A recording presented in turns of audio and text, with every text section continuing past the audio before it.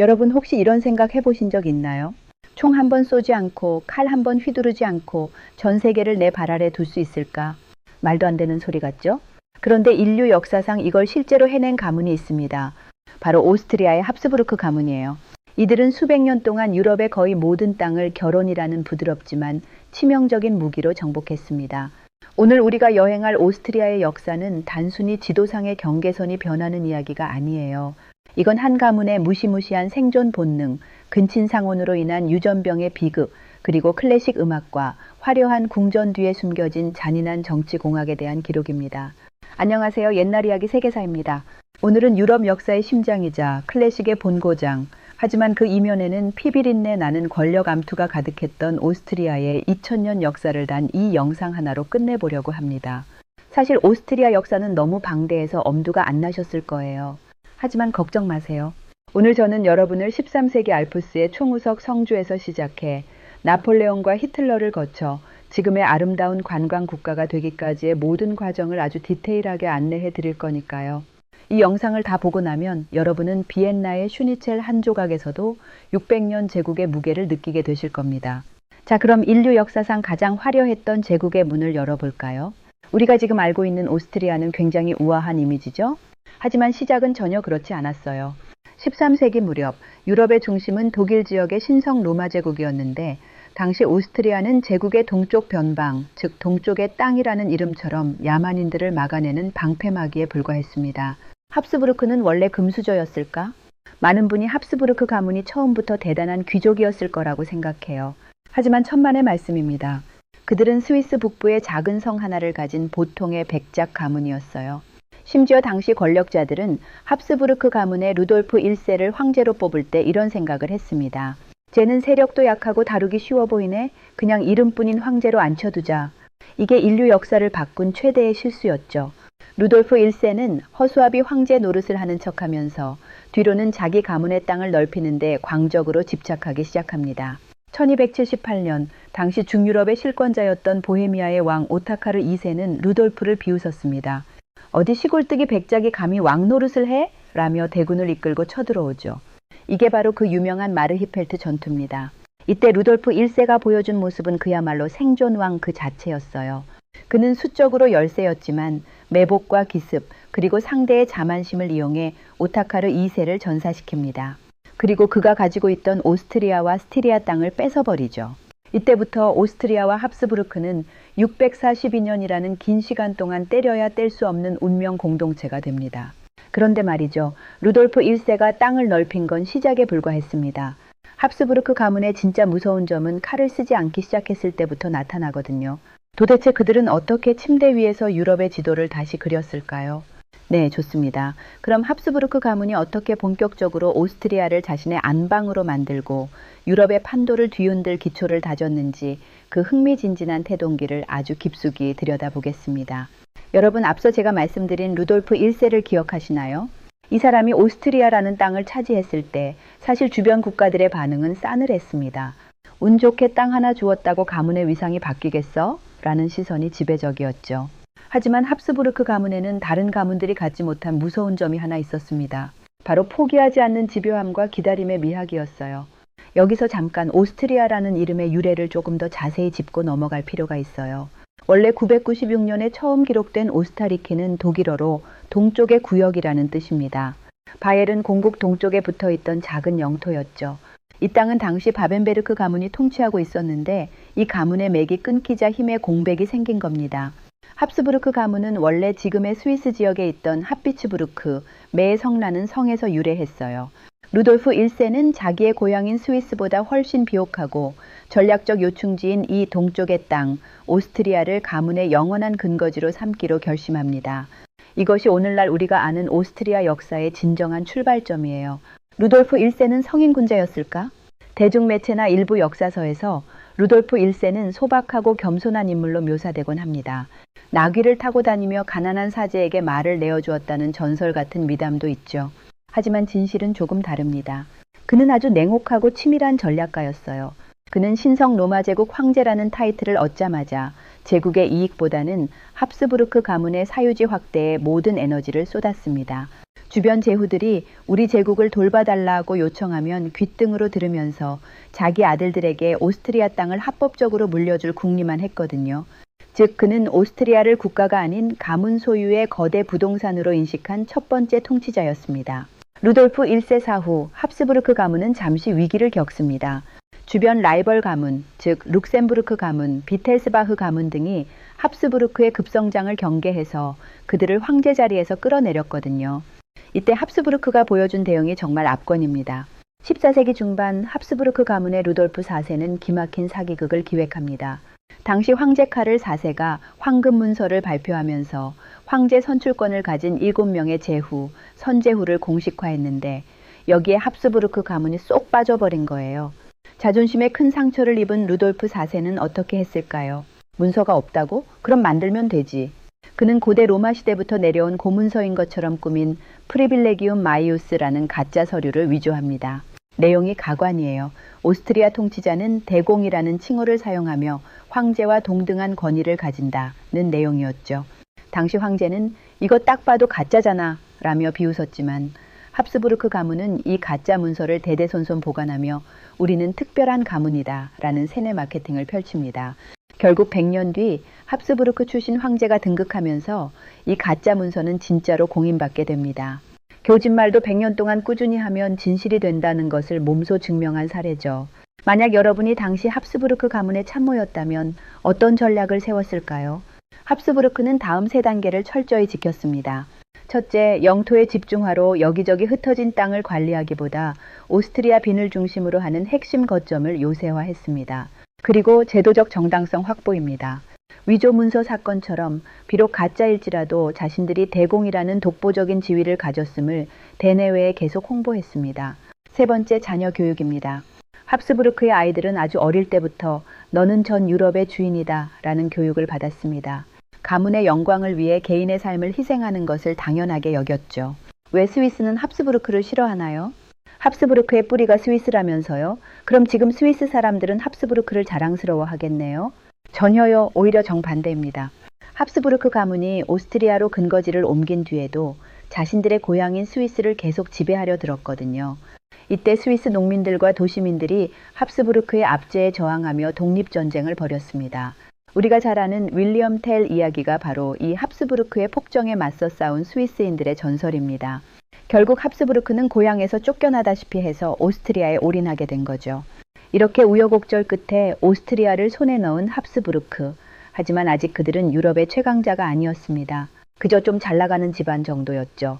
그런데 15세기 한 남자가 등장하면서 오스트리아는 단숨에 인류 역사상 유례를 찾을 수 없는 압도적 제국으로 점프하게 됩니다.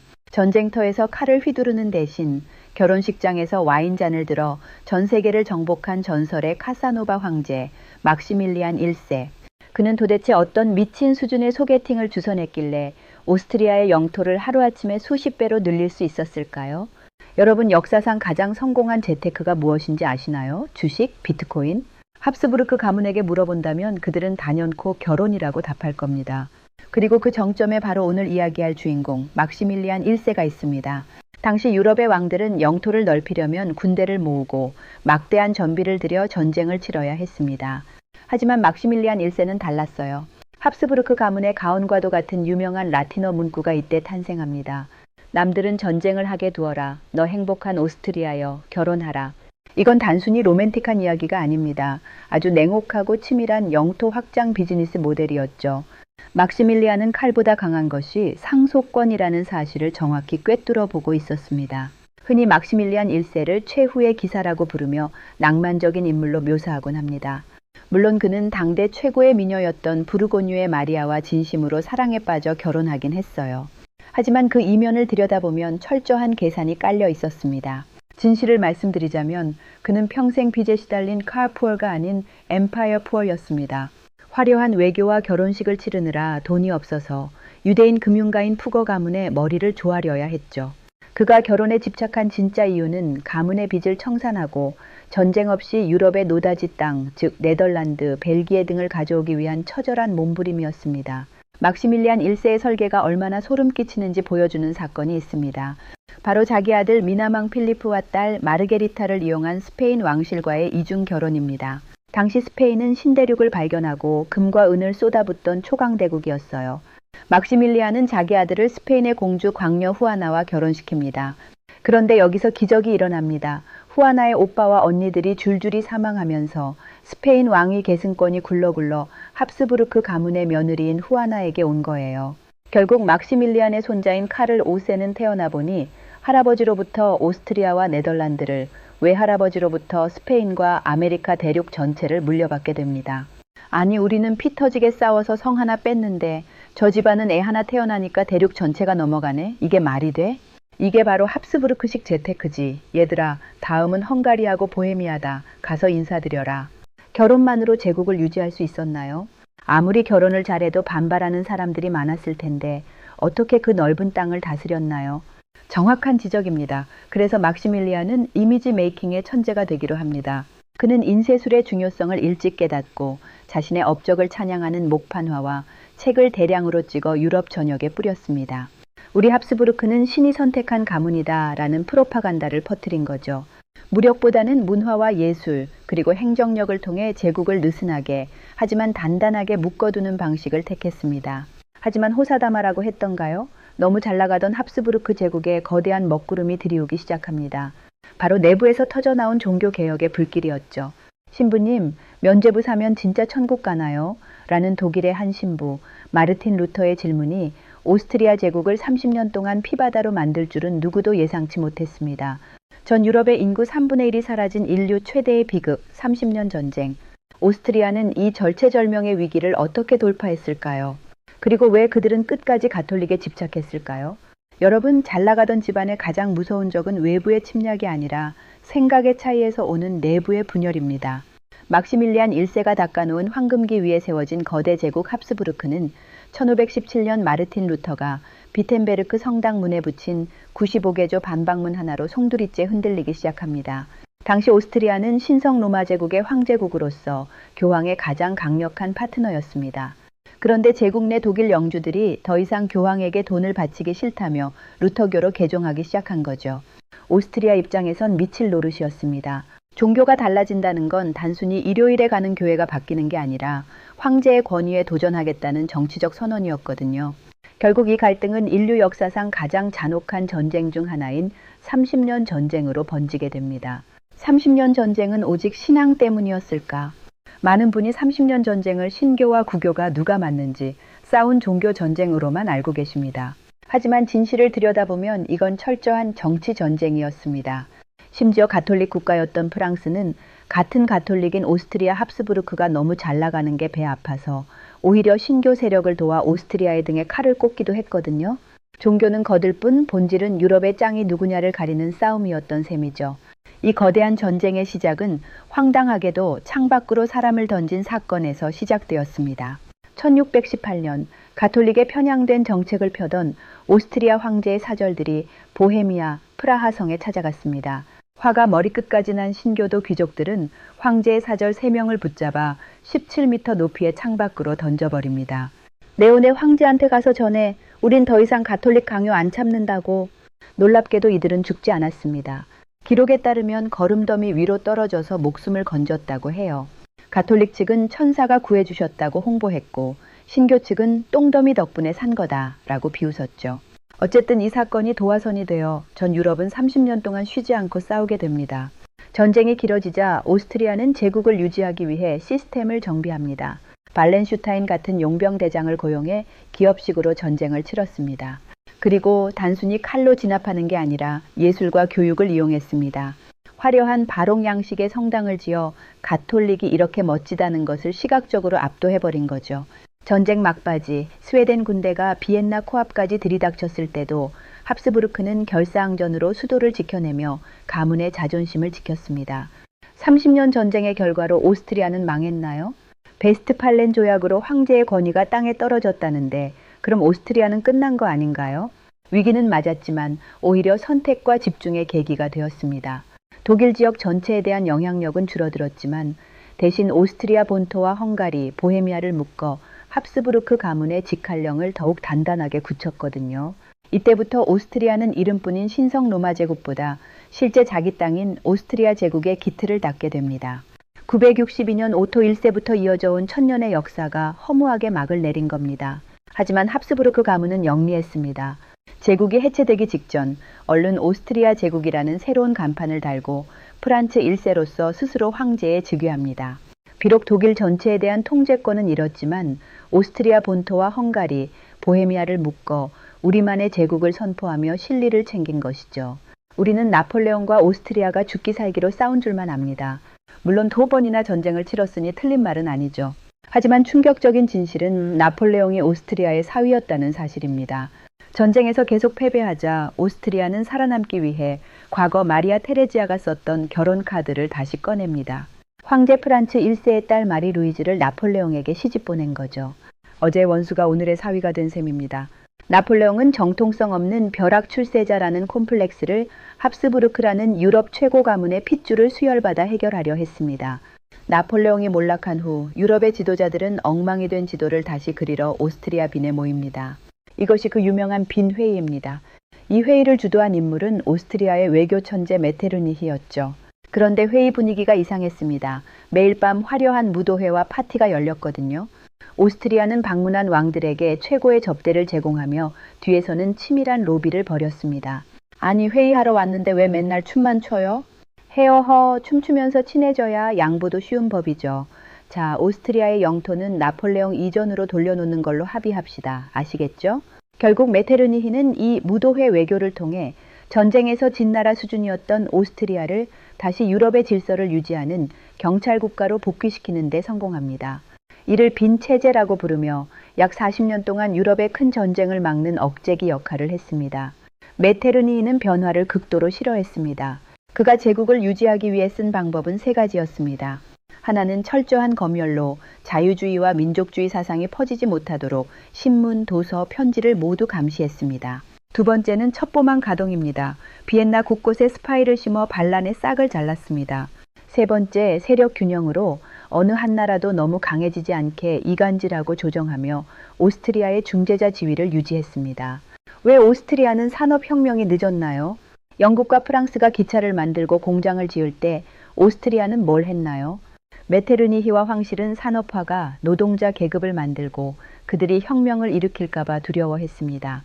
그래서 의도적으로 철도 건설이나 공장 확대를 늦추기도 했죠. 안정이 발전보다 중요하다는 보수적인 마인드가 결국 훗날 프로이센과의 경쟁에서 뒤처지는 결정적인 원인이 되고 맙니다. 영원히 뚜껑을 덮어둘 수 있을 줄 알았던 변화의 열기. 하지만 1848년 유럽 전역을 휩쓴 민족의 봄혁명은 메테르니히를 실각시키고 제국을 붕괴 직전까지 몰고 갑니다. 이 혼돈의 시기에 18세의 나이로 황제 자리에 오른 소년이 있었습니다. 그는 무려 68년 동안 제국을 다스리게 되죠. 하지만 그의 긴 통치는 사랑하는 아내의 암살, 아들의 자살, 그리고 조카의 피격으로 점철된 비극의 연속이었습니다. 오스트리아 제국의 마지막 불꽃을 태웠던 프란츠 요제프 1세와 세상에서 가장 아름다웠던 황후 시씨, 그들의 화려하지만 슬픈 뒷이야기를 들여다볼까요?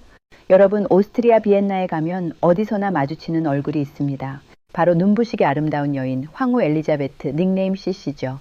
그녀와 그녀의 남편 프란츠 요제프 1세의 이야기는 겉으로 보기엔 완벽한 동화 같지만 실상은 오스트리아 제국이 겪은 고통을 그대로 압축해 놓은 비극이었습니다.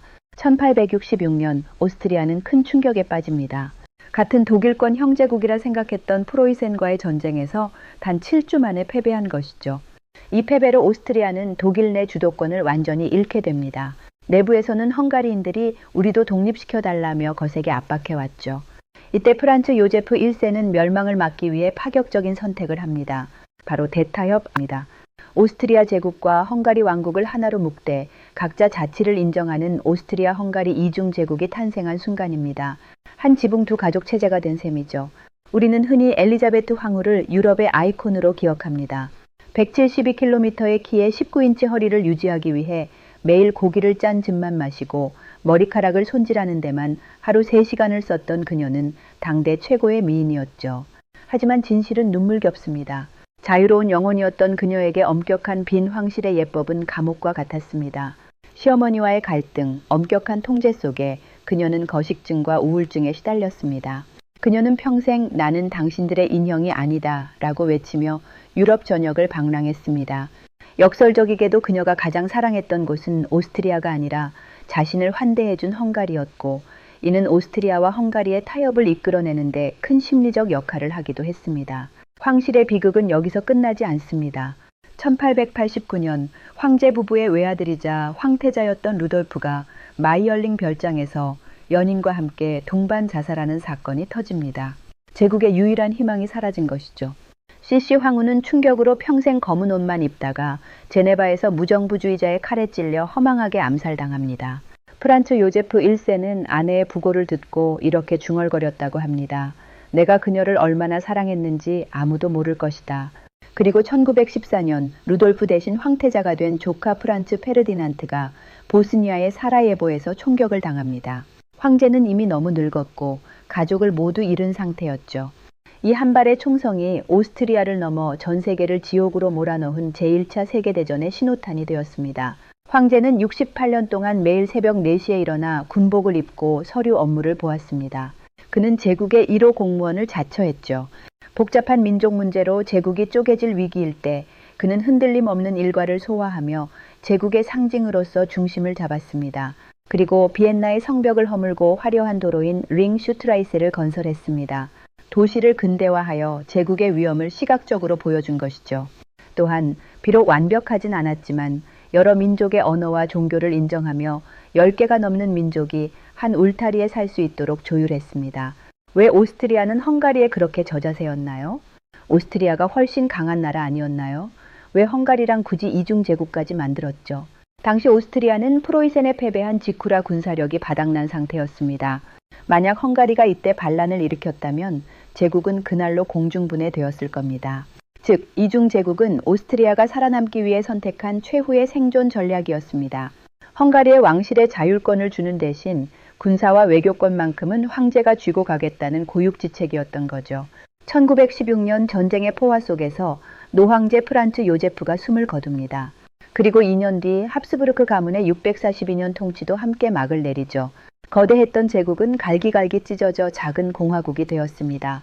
여러분, 1918년 11월 11일 4년 넘게 이어진 제1차 세계대전이 끝났을 때 오스트리아의 모습은 처참했습니다.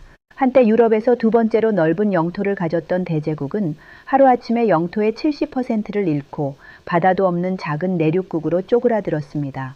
642년에 합스부르크 왕조는 그렇게 역사 속으로 퇴장했습니다.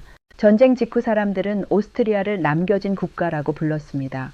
제국에 속했던 체코, 헝가리, 폴란드가 다 독립해 나가고 남은 찌꺼기 같다는 자조 섞인 표현이었죠.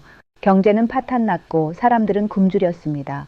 이때 사람들의 마음속에는 위험한 생각이 싹트기 시작합니다. 우리끼리는 살 수 없으니 차라리 같은 독일어를 쓰는 독일과 합치자. 이 열망은 결국 1938년 오스트리아 출신의 독재자 아돌프 히틀러에 의한 안슐루스, 독일 오스트리아 병합으로 이어집니다.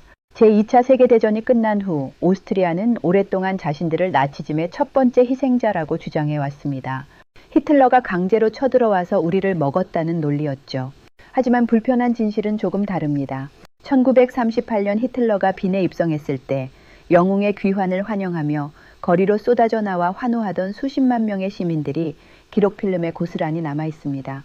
오스트리아는 나치의 부역자이자 가해자인 동시에 나중에 영토를 유린당한 피해자라는 양면성을 가지고 있었던 겁니다. 오스트리아가 이 과거를 공식적으로 반성하고 사과하기까지는 전쟁 후에도 수십 년의 시간이 더 필요했습니다. 1945년 전쟁이 끝났지만 오스트리아는 독일처럼 미소 영프 4개국에 의해 분할 점령당했습니다. 자칫하면 독일처럼 동서로 갈라질 위기였죠. 이때 오스트리아 정치인들이 보여준 외교술은 과거 합스부르크의 피가 흐르는 듯 기민했습니다. 그들은 소련의 스탈린과 서방 세계를 동시에 설득합니다. 우리를 어느 한쪽 편에 세우지 마세요. 대신 우리는 스위스처럼 영구 중립을 지키겠습니다. 누구와도 편먹지 않을 테니 제발 우리 땅에서 나가주세요. 이 전략이 먹혀들었습니다. 1955년 오스트리아는 모든 점령군을 철수시키고 주권을 회복합니다. 냉전의 한복판에서 피 한 방울 흘리지 않고 자유를 찾아낸 이 사건은 현대 오스트리아 역사의 가장 위대한 승리로 기록됩니다. 대제국은 사라졌지만 오스트리아는 그 유산을 버리지 않고 자산으로 만들었습니다. 합스부르크 황실이 후원했던 음악과 미술을 국가 브랜드로 만들었습니다. 빈 필하모닉 잘츠부르크 페스티벌은 이제 전 세계 관광객을 불러 모으는 화수분이 되었죠. 그리고 중립국이라는 이점을 살려 유엔 사무국 등 수많은 국제기구를 빈에 유치했습니다. 중재자로서의 옛 명성을 현대적으로 되살린 겁니다. 또한 과거 황실의 정원과 궁전을 시민들에게 개방하고 복지국가로 거듭났습니다. 빈이 매년 살기 좋은 도시 1위에 꼽히는 비결이기도 합니다. 지금도 합스부르크 가문 사람이 사나요? 제국은 망했는데 합스부르크 가문의 후손들은 지금 어떻게 지내나요? 네, 여전히 살고 있습니다. 합스부르크 로트링겐 가문의 현재 수장인 카를 폰 합스부르크는 정치가이자 유럽 의회 의원으로 활동했죠. 다만 법적으로 오스트리아에서 황태자 같은 칭호는 쓸 수 없습니다. 재밌는 점은 이들이 여전히 EU를 강력히 지지한다는 거예요. 과거의 여러 민족을 하나의 제국으로 묶었던 가문의 DNA가 현대의 유럽 연합 사상과 맞닿아 있는 셈이죠. 자, 여러분, 알프스의 작은 성주에서 시작해 유럽의 절반을 차지했다가 다시 작은 공화국으로 돌아온 오스트리아의 파란만장한 2000년 여행이 끝났습니다. 오늘 이야기를 세 줄로 요약해 볼까요? 첫 번째는 결혼이 칼보다 강했다. 합스부르크는 전쟁 대신 관계를 통해 제국을 일궜습니다. 두 번째는 위기는 변화의 기회다. 마리아 테레지아와 메테르니히는 멸망의 위기마다 시스템을 혁신해 제국의 수명을 연장했습니다. 세 번째, 유산은 사라지지 않는다. 제국은 망했지만 그들이 남긴 예술과 외교적 중재 능력은 오늘날 오스트리아를 지탱하는 힘이 되었습니다. 처음 영상 시작할 때 제가 드렸던 질문 기억하시나요? 칼 한 번 휘두르지 않고 세상을 가질 수 있을까? 오스트리아의 역사는 그게 가능하다고 답합니다. 하지만 동시에 그 영광을 지키기 위해 얼마나 많은 비극과 희생, 그리고 치열한 외교적 수싸움이 필요한지도 보여주었죠. 여러분의 삶에서도 때로는 강한 힘보다 부드러운 소통과 인내가 더 큰 승리를 가져다 줄지도 모릅니다. 오늘 이 긴 대본을 함께 해주신 여러분, 이제 비엔나의 호프부르크 궁전 사진을 보면 그 속에 숨겨진 600년의 욕망과 눈물이 보이시나요? 이 영상이 도움되셨다면 구독과 좋아요 부탁드리고요. 다음 영상에서는 오스트리아의 영원한 라이벌이자 합스부르크를 무너뜨린 프로이센과 비스마르크의 철혈 역사를 다뤄볼까 합니다. 독일과 오스트리아 두 형제 국가의 운명적 대결이 궁금하시다면 다음 영상도 기대해 주세요. 지금까지 여러분의 역사 가이드 옛날 이야기 세계사였습니다. 시청해 주셔서 감사합니다.